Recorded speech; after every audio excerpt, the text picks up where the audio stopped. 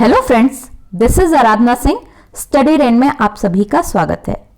आज की क्लास में हम पढ़ेंगे सीखने का वक्र या अधिगम वक्र, जिसे इंग्लिश में कहते हैं लर्निंग कर्व। स्टार्ट करते हैं। आज हम जैसा कि पढ़ रहे हैं अधिगम के वक्र, जिसे लर्निंग वक्र भी कहते हैं, तो उसमें सबसे पहले हम पढ़ेंगे कि इसका अर्थ क्या होता है अधिगम के वक्र का, मीनिंग ऑफ लर्निंग कर्व। तो फ्रेंड्स, होता क्या है, हम अपनी लाइफ में कई नई नई चीजें सीखते हैं, नई बातें सीखते हैं, नए कोई काम सीखता है, कोई नई विषय सीखते हैं। जैसे कि कार चलाना हुआ, अंग्रेजी पढ़ना हुआ, या उर्दू पढ़ना हुआ, या फिर आप अगर किसी फॉरेन लैंग्वेज में इंटरेस्टेड हैं तो आप चाइनीज, जापानीज, फ्रेंच, कोई भी लैंग्वेज सीख सकते हैं, स्पेनिश सीख सकते हैं, चित्र बनाना सीख सकते हैं।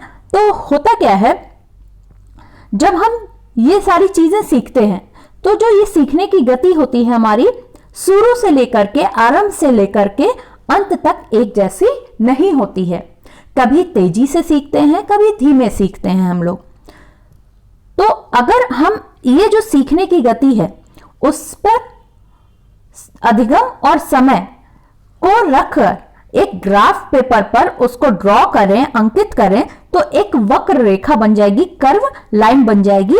इसी को कहते हैं हम सीखने का वक्र या अधिगम वक्र। अधिगम वक्र एक ऐसी पद्धति है, मेथड है, जिसके द्वारा सीखने के रूप, आकार, मात्रा को प्रकट किया जाता है। फ्रेंड्स, ये जो हम लोग ग्राफ अभी हम लोगों ने देखा है, इससे क्या पता चल रहा है, आपका सीखने का क्या रूप है, आकार है, और कितनी मात्रा में आपने सीखा किसी चीज को। अधिगम वक्र ही, यही लर्निंग जो कर्व है, उसमें सीखने में होने वाली जो आपकी प्रोग्रेस है या डेक्लाइन है, उन्नति या अवनति है, इसको ये व्यक्त करता है। क्या चीज? Learning curve. आपकी सीखने की प्रोग्रेस और डेक्लाइन को ये शो करता है, बताता है। अब अधिगम वक्र की परिभाषाएं क्या हैं? कई मनोवैज्ञानिकों ने अपनी एक अलग परिभाषा दी है, अपनी जो उन्होंने समझा, जो उस चीज को बताया है, उसको चलिए देखते हैं, और उससे हम लोगों को और ज्यादा क्लियर होगा कि यह अधिगम वक्र क्या होता है। सबसे पहले रेमर्स ने क्या कहा वो देखते हैं। सीखने का वक्र किसी दी हुई क्रिया की आंशिक रूप से सीखने की पद्धति है। Learning curve is the method of learning partially of a given action. फिर आए अलेक्जेंडर। उन्होंने क्या कहा, जब आंकड़ों को वर्ग अंकित कागज, मतलब ग्राफ पेपर पर अंकित किया जाता है, ड्रॉ किया जाता है, तो वक्र बन जाता है। ये इन्होंने कहा अधिगम वक्र के बारे में। फिर स्किनर ने क्या कहा, अधिगम का वक्र किसी दी हुई क्रिया में उन्नति या अवनति का वर्ग अंकित कागज पर विवरण है। मतलब ग्राफ पेपर पर जो अधिगम है उसका प्रोग्रेस या डेक्लाइन का वो डिस्क्राइब कर रहा है, वो ग्राफ। गेट्स क्या कहते हैं, अधिगम वक्र सीखने की क्रिया में होने वाली गति और प्रगति को व्यक्त करता है। मतलब क्या उसकी गति है, कितनी स्पीड से आपने उस चीज को सीखा है, और दूसरी चीज क्या उसमें प्रोग्रेस हो रही है आपकी, वो चीज वो शो करता है, वो रिप्रेजेंट करता है अधिगम वक्र। फिर इसकी विशेषताएं क्या होती हैं? सीखने में उन्नति। सीखने के वक्र को हम मोटे तौर पर 3 अवस्थाओं में बांट सकते हैं। कौन कौन सी वो अवस्थाएं हैं? प्रारंभिक, मध्य व अंतिम। 3 स्टेजेस में हमने बांटा। सीखने के जो ग्राफ है, लर्निंग कर्व है, उसको 3 स्टेजेस में बांटा, प्राथमिक, मध्य और अंतिम। इंग्लिश में जिसे कह रहे हैं इनिशियल, मिडिल और फाइनल। सीखने की गति समान नहीं होती है। अंतिम अवस्था की तुलना में प्रारंभिक अवस्था में उन्नति बहुत तीव्र होती है। वही चीज की जनरली देखा जाता है कि प्रारंभिक अवस्था मतलब स्टार्टिंग में लोग तेजी से सीखते हैं। फिर आता है, सबसे पहले 3 स्टेजेस में हम लोगों ने बांटा था। तो पहली स्टेज होती है इनिशियल स्टेज या प्रारंभिक अवस्था। उसमें क्या होता है, प्रारंभिक अवस्था में सीखने की गति में तीव्रता होती है, परंतु यह सार्वभौम विशेषता नहीं है, मतलब यूनिवर्सल फीचर नहीं है। ऐसा हर चीज में या हर व्यक्ति के साथ ऐसी चीज नहीं होती कि प्रारंभिक में कोई चीज आप सीख रहे हैं तो तेजी से सीखें, उसकी गति जो हो काफी तेज हो, ऐसी हर उसमें नहीं होता है। जनरली ये होता है कि प्रारंभिक स्थिति में सीखने की गति जो होती है वो तीव्र होती है। फिर आती है मध्यावस्था, मिडिल स्टेज जो आती है। जैसे जैसे व्यक्ति अभ्यास करता है, प्रैक्टिस करता जाता है, वैसे वैसे वो सीखने में उन्नति करता जाता है, मतलब प्रोग्रेस करता जाता है। उसकी जो सीखना है वो उसमें प्रोग्रेस करता जाता है, परंतु उन्नति का स्थायी रूप नहीं होता है। कभी कभी उन्नति तीव्र होती है तो कभी कम होती है। अब जैसे जैसे इंसान प्रैक्टिस करेगा किसी चीज को, वो उतनी अच्छी तरीके से उस जो लर्निंग है उसमें वो प्रोग्रेस करता जाएगा। जैसे अभी आप सीडीपी पढ़ रहे हो, ये चैप्टर पढ़ रहे हो, जैसे जैसे आप और प्रैक्टिस करते जाते हैं, जैसे जैसे हम लोग टेलीग्राम पे क्वेश्चंस डालते जा रहे हैं, वो आपकी शार्पनेस चीज़ों को करने की और एक्यूरेसी बढ़ती जा रही है, वही चीज़ बोल रहा है। लेकिन जो ये प्रोग्रेस है वो स्थायी नहीं होता। कभी आप तेजी से सीख रहे हो, कभी कम सीख रहे हो, कभी आपके ज़्यादा अच्छे से क्वेश्चन आप सॉल्व कर ले रहे हो, कभी थोड़ी स्पीड कम हो जा रही है। तो ये चीज़ वही चीज़ बोली गई है, जो ये प्रोग्रेस है वो परमानेंट नहीं होती है, वो वेरी करती रहती है, कभी तीव्र होती है, कभी फास्ट होती है, तो कभी स्लो होती है। लास्ट स्टेज है फाइनल स्टेज या लास्ट स्टेज जिसे बोलते हैं, अंतिम अवस्था। जैसे जैसे सीखने की अंतिम अवस्था आती है वैसे वैसे सीखने की गति धीमी पड़ जाती है, और एक अवस्था ऐसी होती है जब व्यक्ति सीखने की सीमा तक पहुंच जाता है, फाइनली वो चीज वो सीख जाता है, उसमें परफेक्शन आ जाता है। फिर सीखने के वक्र के कारण। अब सीखने के वक्र में उतार चढ़ाव के क्या कारण आते हैं, क्यों उसमें कभी आप तेजी से सीख रहे हैं, कभी धीमे सीख रहे हैं, क्या उसमें जो कर्व आ रहा है उसमें क्यों अप जा रहा है, क्यों डाउन जा रहा है वक्र, वो उसके क्या क्या कारण है, चलिए देखते हैं। पहली है उत्तेजना, एक्साइटमेंट। दूसरी चीज है संतुलन, क्या इक्विलिब्रियम है।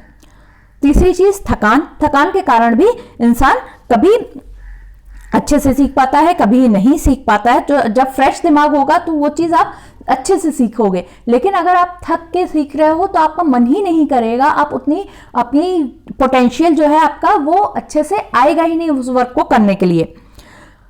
अभ्यास जितना जितना आप प्रैक्टिस अच्छे से करोगे उतनी ही चीज़ें आप अच्छे से कर पाओगे। मैथ्स में जैसे बोला जाता है ना कि आप जितनी अच्छे से प्रैक्टिस करोगे सम्स की, उतनी ही अच्छी आपकी मैथ्स होगी। वही चीज़ है, कोई भी काम हो आपका, जितनी अच्छे से प्रैक्टिस करोगे। जैसे मान लीजिए आपको ड्राइंग बनानी है, अब बच्चे को दे दीजिए, वो सर्किल जितनी बार बनाएगा उसका कुछ ना कुछ उसमें बेटर होता जाएगा। वो जैसे छोटे बच्चे को मान लीजिए, क्योंकि आप यहाँ टीचिंग के लिए पढ़ रहे हो, तो छोटे बच्चे को आपने जैसे दिया ए लिखने को, तो बच्चा जब शुरू में लिखेगा वो काफी टेढ़ा लिखेगा, लेकिन जितना ज्यादा वो प्रैक्टिस करेगा दिन पर दिन उसका वो जो फॉर्मेशन होगा अल्फाबेट्स को लिखने का वो उसका बेटर होता जाता है। फिर प्रोत्साहन, मोटिवेट जैसे करेंगे बच्चे को, आप प्रोत्साहित करोगे या किसी भी इंसान को प्रोत्साहित करोगे, वो जो चीज सीख रहा होगा उसमें वो और अपने आपको बेटर करने की कोशिश करता है और अपना अच्छे से उस काम को करता है। सीखने की गति अनेक बातों पर निर्भर करती है। अब सीखने की गति और किन बातों पर निर्भर करती है, चलिए देखते हैं। सीखने वाले की रुचि, कितनी इंटरेस्ट के साथ वो कर रहा है उस काम को, प्रेरणा, फिर जिज्ञासा, क्या क्यूरियोसिटी है उसको जानने की, उसको करने की, कितने अंदर वो उत्सुक है उस चीज को करने का, उत्साह, कार्य की सरलता या जटिलता, कितना उत्साह का मतलब जितना वो खुशी है, एक्साइटेड है उस चीज को करने के लिए, कितना वो इंटरेस्टेड है, कितना एक्साइटमेंट है, कितनी क्यूरियोसिटी है, ये सारी चीजें उसको जो सीखने की गति है उस पे डिपेंड करती है, वो उतनी तेजी से सीखता है। और कार्य की सरलता या जटिलता, अब कोई कितना कार्य इजी है या कितना वो टास्क डिफिकल्ट है उस पर भी डिपेंड करता है। उसी हिसाब से आप उतनी ही जल्दी सीखोगे, या कोई चीज डिफिकल्ट है, कठिन है, तो आपकी गति उतनी ही धीमी हो जाती है उस चीज को सीखने में। फिर आता है अधिगम वक्र के प्रकार, टाइप्स ऑफ लर्निंग कर्व। पहला है सरल रेखीय कर्व या वक्र, स्ट्रेट लाइन कर्व, उन्नतोदर वक्र कॉन्वेक्स कर्व या ऋणात्मक उन्नति सूचक वक्र नेगेटिव एक्सिलरेटेड कर्व, नतोदर वक्र कॉन्केव कर्व, धनात्मक उन्नति सूचक वक्र जिसे दूसरा नाम है पॉजिटिव एक्सिलरेटेड कर्व, और लास्ट है फोर्थ मिश्रित वक्र मिक्स्ड कर्व और कॉम्बिनेशन टाइप कर्व। इसका एक नाम और है अवग्रहास वक्र या सिग्मॉइड कर्व। सबसे पहले आता है सरल रेखीय वक्र, स्ट्रेट लाइन कर्व। यह वक्र सीखने की प्रगति को लगातार बढ़ते हुए व्यक्त करता है। यह वक्र बहुत कम दशाओं में पाया जाता है, या फिर एक डिफिनेशन इसकी यह भी है कि ऐसा वक्र जिसमें सीखने की दर एक समान होती है सरल रेखीय वक्र कहलाता है। फ्रेंड्स, होता क्या है, जैसा कि आप ग्राफ देख रहे हैं सीखने की गति और अभ्यास, इसमें एक स्ट्रेट लाइन जा रही है, यह होता है सरल रेखीय वक्र। इसमें क्या हो रहा है कि जो आप सीख रहे हैं उसकी लगातार क्या है, आप उसमें प्रोग्रेस कर रहे हो, आप उसमें डिक्लाइन नहीं हो रहा, आप उन्नति हो रही है, अवनति नहीं हो रही है, आप लगातार उसको पॉजिटिवली सीखे जा रहे हो, तो आपकी सरल रेखा आ रही है। ये जो होता है वो जनरली बहुत कम दशाओं में पाया जाता है। ऐसा नहीं हो सकता कि आप किसी चीज को सीखते ही चले जाएं और उसमें प्रोग्रेस ही आपकी हो। ये बहुत कम दशाओं में पाया जाता है, बहुत कम कंडीशंस में ऐसा होता है, फ्यू केसेस में होता है ऐसा। और दूसरी चीज क्या है, या फिर सीखने की दर आपकी जो है वो एक समान हो, एक समान जो आप दर से सीखते जा रहे हैं, एक समान स्पीड से आप सीखते जा रहे हैं, तब भी आता है आपका सरल रेखीय वक्र। नेक्स्ट आ रहा है उन्नतोदर वक्र कॉन्वेक्स कर्व या ऋणात्मक उन्नति सूचक वक्र नेगेटिव एक्सिलरेटेड कर्व। इसमें क्या होता है, चलिए समझ लेते हैं। ऐसा वक्र जिसमें पहले सीखने की गति तीव्र होती है।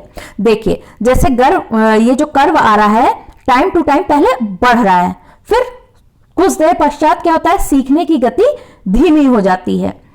इसी वक्र को कहते हैं उन्नतोदर वक्र, या इंग्लिश में कॉन्वेक्स कर्व कहते हैं, या नेगेटिव एक्सिलरेटेड कर्व कहते हैं। इसे एक नाम और है अवतल वक्र भी कहा जाता है। और नेगेटिव एक्सिलरेटिंग वक्र, जो नेगेटिव एक्सिलरेशन हो रहा है उसमें क्या हो रहा है, पहले तो चीजें बहुत तेजी से किसी बच्चे ने सीखी। किसी बच्चे का एग्जाम्पल ले लीजिए कि उसने कभी जो चीज सीख रहा है वो बहुत तेजी से सीख रहा है, उसके बाद क्या होगा, उसकी गति धीमी हो गई, तो ये ऐसा कॉन्वेक्स कर्व आ जाता है, अवतल वक्र बन जाता है टाइम ऑफ परफॉर्मेंस के सापेक्ष में। फिर आता है नतोदर वक्र जिसे कॉन्केव कर्व कहते हैं या धनात्मक उन्नति सूचक वक्र कहते हैं, और इंग्लिश में इसी को कहते हैं पॉजिटिव एक्सिलरेटेड कर्व। अब इसमें क्या होता है फ्रेंड्स, पहले जो गति होती है सीखने की वो धीमी होती है और बाद में तेज हो जाती है। ऐसे वक्र को नतोदर वक्र या उत्तल वक्र कहते हैं।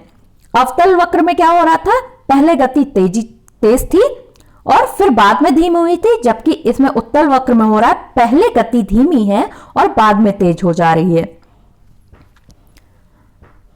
और इसको आप ग्राफ में देख सकते हैं कि पहले गति जो थी वो धीमी थी, तो ये जो लाइन है वो नीचे थी और फिर ये धीरे धीरे ऊपर चली गई।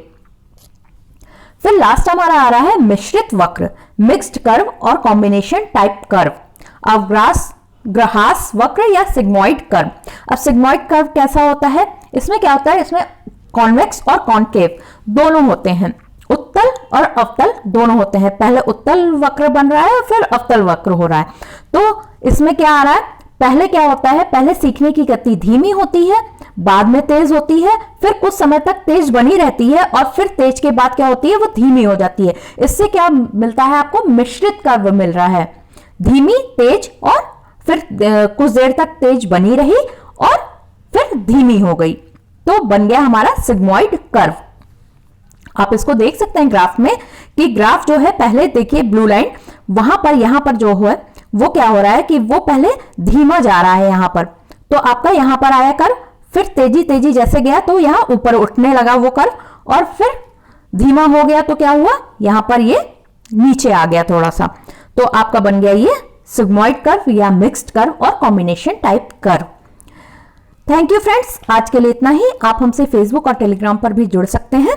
टेलीग्राम पर रोज क्वेश्चंस की प्रैक्टिस हो रही है, तो आपके लिए वो एक बेनिफिशियल रहेगा। और चैनल से अगर आप पहली बार जुड़े हैं तो चैनल को सब्सक्राइब करने के बाद बेल आइकन जरूर प्रेस कर दीजिएगा।